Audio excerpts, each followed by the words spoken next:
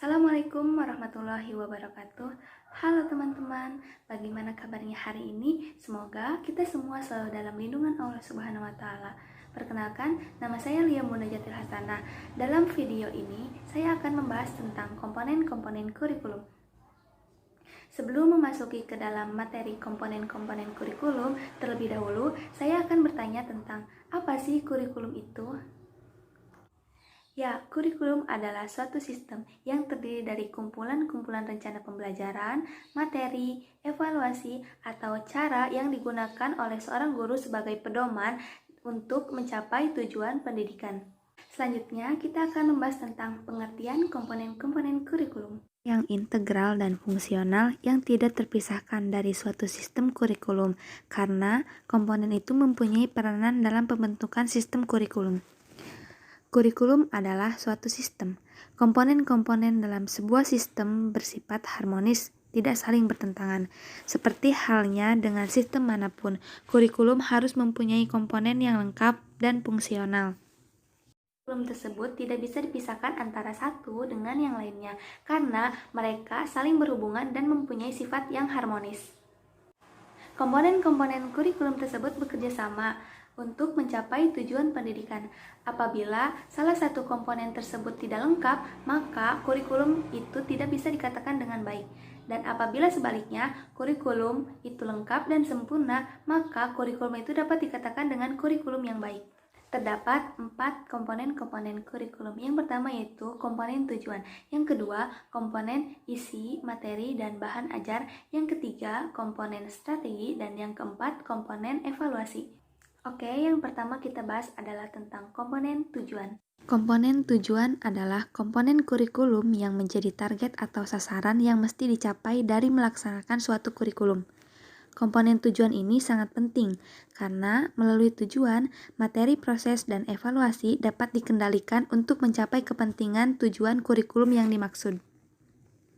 Secara sejarah, kita mengenal tingkatan tujuan pendidikan. Yang pertama yaitu tujuan pendidikan nasional, yang kedua tujuan pendidikan institusional, yang ketiga tujuan pendidikan kurikulum, yang keempat tujuan yang lebih khusus dan lebih operasional. Tujuan pendidikan nasional ini merupakan tujuan tertinggi yang disesuaikan dengan falsafah bangsa yaitu Pancasila. Tujuan pendidikan nasional ini tercantum dalam Undang-Undang Nomor 20 Tahun 2003 tentang Sistem Pendidikan Nasional yang berisi tentang pendidikan nasional berfungsi mengembangkan kemampuan dan membentuk watak serta peradaban bangsa yang bermanfaat dalam rangka mencerdaskan kehidupan bangsa, bertujuan untuk berkembangnya peserta didik agar menjadi manusia yang beriman dan bertakwa kepada Tuhan Yang Maha Esa, berakhlak mulia, sehat, berilmu cakap, kreatif, mandiri, dan menjadi warga negara yang demokratis dan bertanggung jawab. Selanjutnya yaitu tentang tujuan institusional. Tujuan institusional yaitu tujuan pendidikan yang ingin dicapai dari setiap jenis atau jenjang sekolah atau satuan pendidikan tertentu atau kemampuan yang diharapkan dimiliki anak didik setelah mereka menyelesaikan program studinya di lembaga pendidikan yang ditempuh. Dalam Permendiknas Nomor 22 Tahun 2007 dikemukakan tentang tujuan pendidikan tingkat satuan pendidikan dasar dan menengah yang mengacu pada tujuan pendidikan dasar adalah meletakkan dasar kecerdasan, pengetahuan, kepribadian, akhlak mulia, serta keterampilan untuk hidup mandiri dan mengikuti pendidikan yang lebih lanjut. Tujuan pendidikan menengah adalah meningkatkan kecerdasan pengetahuan, kepribadian, akhlak mulia, serta keterampilan untuk hidup mandiri dan mengikuti pendidikan yang lebih lanjut. Tujuan pendidikan menengah kejuruan adalah meletakkan dasar kecerdasan, pengetahuan, kepribadian, akhlak mulia, serta keterampilan untuk hidup mandiri dan mengikuti pendidikan lebih lanjut sesuai dengan kejuruannya. Tujuan kurikulum adalah segala sesuatu yang ingin dicapai dari setiap mata pelajaran oleh setiap sekolah atau satuan pendidikan. Tujuan kurikulum ini merupakan penjabaran dari tujuan institusional. Yang terakhir yaitu tujuan pendidikan yang lebih khusus dan lebih operasional. Dalam tingkat ini, tujuan pendidikan lebih spesifik dan menggambarkan tentang what will the student be able to do as result of the teaching that he was unable to do before. Dengan kata lain, pada tingkat tujuan pendidikan yang ini lebih menggambarkan pada perubahan perilaku siswa yang akan dicapai. Perubahan perilaku ini meliputi aspek kognitif, afektif, dan psikomotorik. Selanjutnya, kita bahas tentang komponen isi, materi, dan bahan ajar. Komponen materi adalah segala sesuatu yang diberikan kepada siswa dalam kegiatan belajar mengajar untuk mencapai tujuan pendidikan. Siswa belajar dalam bentuk interaksi lingkungan.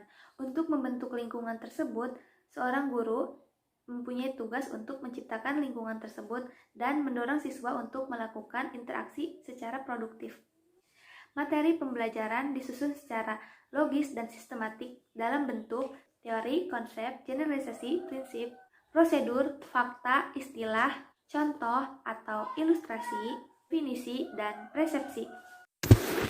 Teori yaitu seperangkat konstruk atau konsep, definisi atau proposisi yang saling berhubungan, yang menjanjikan pendapat sistematik tentang gejala dan menspesifikasikan hubungan-hubungan antara variabel-variabel dengan maksud menjelaskan dan meramalkan gejala tersebut. Konsep yaitu definisi singkat dari sekelompok fakta atau gejala. Generalisasi yaitu kesimpulan umum berdasarkan hal-hal yang khusus, bersumber dari analisis, pendapat, dan pembuktian dalam penelitian. Prinsip yaitu ide utama dalam materi yang mengembangkan hubungan beberapa konsep. Prosedur yaitu langkah-langkah yang berurutan dalam materi pembelajaran yang harus dilakukan oleh peserta didik. Fakta yaitu sejumlah informasi khusus yang dianggap penting. Istilah yaitu kata-kata baru dan khusus yang diperkenalkan dalam materi. Contoh atau ilustrasi yaitu proses yang bertujuan untuk memperjelas suatu uraian atau pendapat. Definisi yaitu penjelasan tentang makna atau pengertian sesuatu. Persepsi yaitu cara yang digunakan untuk menyampaikan materi pelajaran dalam upaya mencapai tujuan kurikulum. Selanjutnya yaitu komponen strategi. Komponen strategi ini sangat penting karena berhubungan dengan implementasi pendidikan. Strategi pembelajaran berhubungan dengan cara pembelajaran, penilaian, bimbingan, dan membentuk kegiatan baik secara umum maupun khusus. Terdapat beberapa unsur strategi pembelajaran, yaitu tingkat dan jenjang pendidikan, proses belajar mengajar, bimbingan penyuluhan, administrasi supervisi, sarana kurikuler, dan evaluasi penilaian. Belakangan ini kita sering mendengar istilah PAKEM atau PAKEM yang merupakan akronim dari pembelajaran aktif, kreatif, efektif, dan mandiri. Evaluasi merupakan salah satu komponen kurikulum. Evaluasi kurikulum dimaksudkan untuk memeriksa tingkat ketercapaian tujuan-tujuan pendidikan yang ingin diwujudkan melalui kurikulum yang bersangkutan.